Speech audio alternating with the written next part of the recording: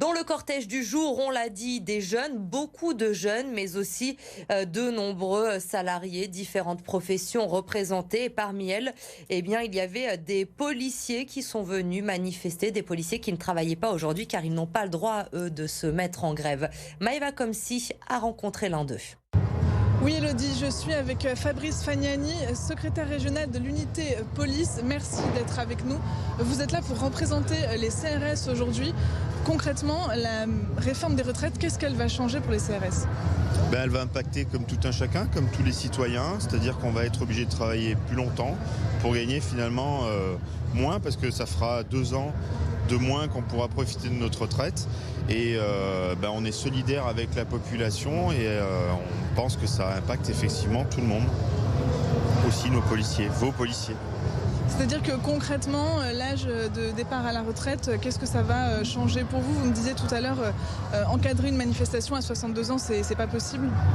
Oui, effectivement, moi j'en suis à ma 3e réforme des retraites, donc sur la totalité de ma carrière.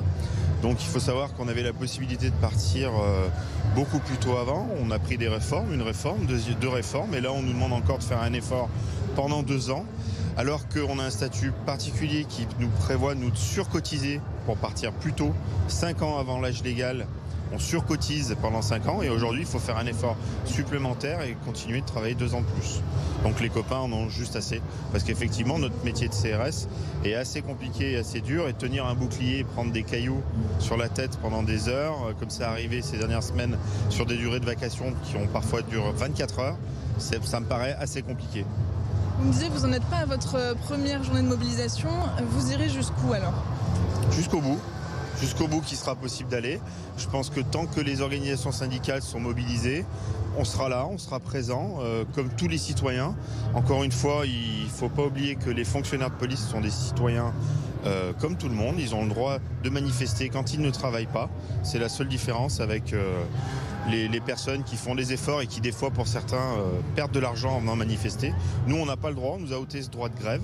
Donc les fonctionnaires qui ne travaillent pas sur leur jour de repos peuvent venir et faire des manifestations au même titre que les citoyens lambda.